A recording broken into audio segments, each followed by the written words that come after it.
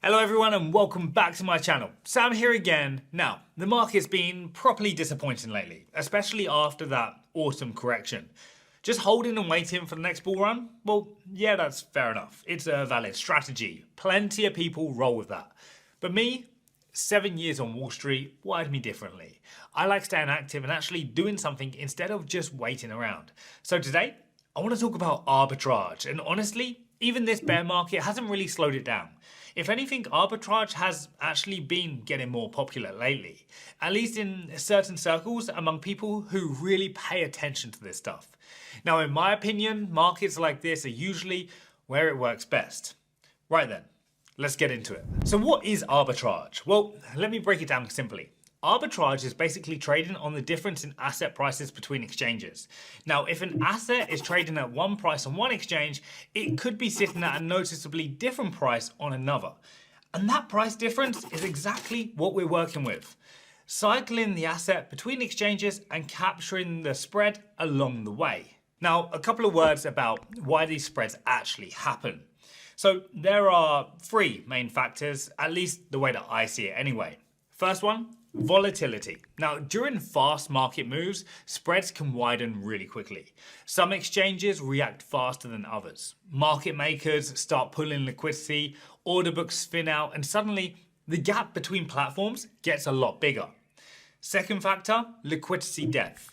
On the major exchanges, order books are thick. Market makers are active and prices usually stay within a relatively tight range. But on smaller exchanges, liquidity can thin out much faster. One larger order hits the market and suddenly the price starts drifting away from the rest of the market. And third, time zones and regional demand. Now, when New York's asleep, Tokyo and Seoul are wide awake trading. And market behavior over there can look completely different from what's happening in the US. You'll often see XRP starting to move on Asian exchanges before the American market even wakes up. So yeah, spreads are kind of a structural part of how arbitrage works. Different regions, different liquidity conditions, different trading behavior. So as you've probably already figured out, the key to this strategy is spotting those spreads. Now, technically, this strategy works with pretty much any coin, but personally I use XRP the most because in my experience, spreads on XRP between exchanges tend to stay wider and more consistent than on most major coins.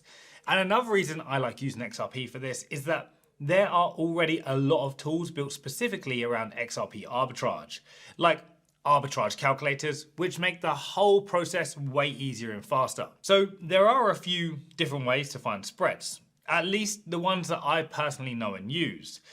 First, you can use pretty much any price tracking website for this, like CoinMarketCap, CoinGecko, XRP Markets, whatever you're comfortable with. And just to be clear, this isn't sponsored.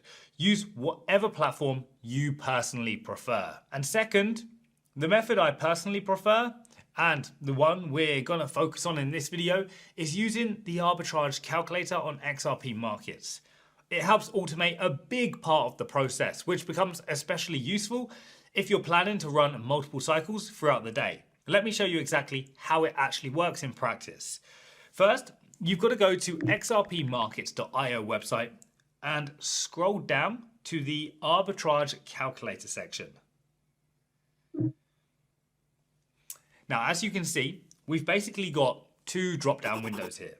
Now, on the left side, we choose the exchange where we're going to buy XRP. Usually, I just pick an exchange that I already use. And honestly, on the major exchanges, the price difference usually isn't huge anyway. Liquidity is deep, market makers are active, so prices stay relatively close most of the time.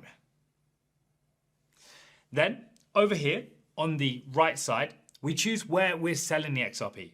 Basically, whichever exchange is showing the higher price right now. Now, the exchanges here are already sorted from highest price to lowest, so usually you'll want to look near the top first. Then, after that, enter the amount we want to trade, and the calculator handles the rest automatically.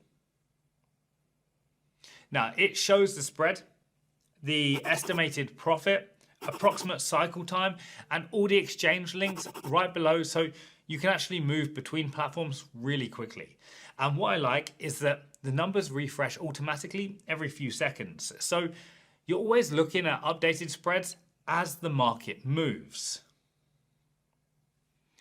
So, as you probably already figured out, the cycle itself is pretty straightforward. You buy XRP with USDT on the cheaper exchange.